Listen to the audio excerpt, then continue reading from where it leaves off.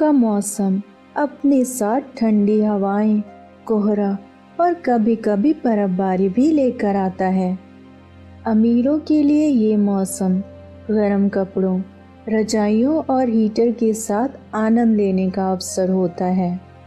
लेकिन गरीबों के लिए ये मौसम एक बड़ी चुनौती बन जाता है। ये कहानी एक गरीब व्यक्ति की है जो ठंड से बेहाल होकर भी अपनी ईमानदारी और अच्छाई को बनाए रखता है। रघु एक गरीब मजदूर था। वो दिन भर मेहनत करके जो कुछ कमाता उससे अपने परिवार का पेट भरता। उसकी पत्नी, 2 छोटे बच्चे और बूढ़ी माँ थी। उनका घर कच्चा था जिसमें दरवाजे भी सही से बंद नहीं होते थे।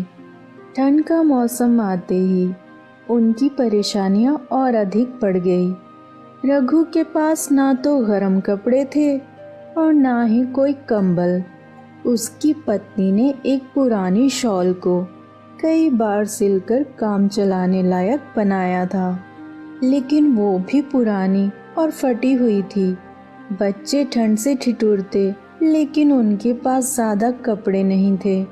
रघु हर दिन सोचता कि किसी तरह कुछ पैसे जोड़कर अपने परिवार के लिए गर्म कपड़े खरीद सके, लेकिन रोज़ की कमाई से मुश्किल से 2 वक्त की रोटी का इंतज़ाम हो पाता था।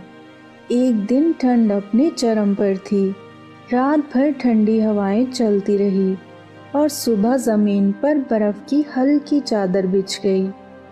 रघु सुबह जल्दी काम पर जाने के लिए उठा, लेकिन उसका शरीर ठंड से अकड़ गया था। उसने अपनी पत्नी से कहा, अब और ठंड बर्दाश्त नहीं होती। अगर आज कुछ ज्यादा कमाई हो जाए तो बच्चों के लिए कुछ गर्म कपड़े खरीद ले आऊंगा। रघु उम्मीद लेकर काम की तलाश में निकला। उसे एक सेठ के यहाँ मजदूरी का काम मिल गया।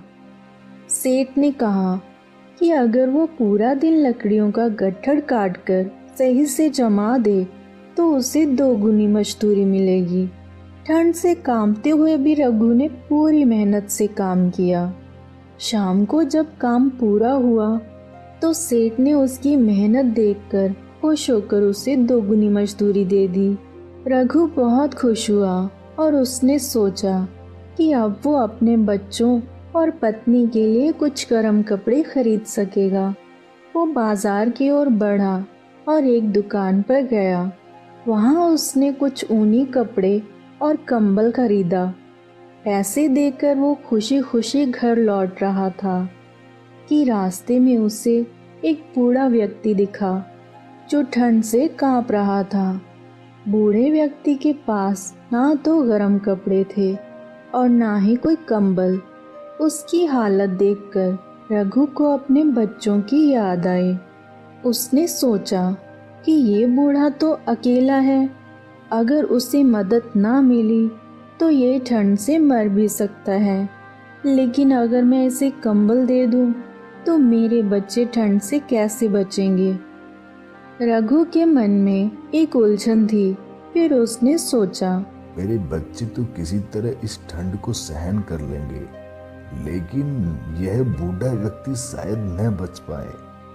ये सोचकर उसने कंबल बूढ़े व्यक्ति को दे दिया और कहा, बाबा, इसे ओढ़ लीजिए, इससे आपको थोड़ी गर्मी मिलेगी। बूढ़े व्यक्ति की आंखों में आंसू आ गए। उसने रघु को आशीर्वाद दिया और कहा, हाँ बेटा, तूने आज मेरी जान बचा ली। भगवान तुझे बहुत खुश रखे। रघु भारी मन से घर पहुंचा। वो सोच रहा था कि अब बच्चों को ठंड से कैसे बचाएगा। घर पहुंचते ही उसकी पत्नी ने पूछा, क्या लाए? रघु ने सारी बात बताई। पत्नी ने उसकी ओर देखा और मुस्कुराकर कहा, तुमने बहुत अच्छा किया। हम किसी तरह ठंड सह लेंगे, लेकिन तुम्हारी इस नेक दिली से किसी की जान बच गई। उसी रात किसी ने दरवाजे पर दस्तक दी। रघु ने दरवाज़ा खोला तो देखा कि वही सेठ खड़ा था जिसके यहाँ वो काम करता था। सेठ ने कहा, अरे रघु, मैंने सुना कि तुमने अपनी मजदूरी से खरीदा कंबल एक गरीब को दे दिया।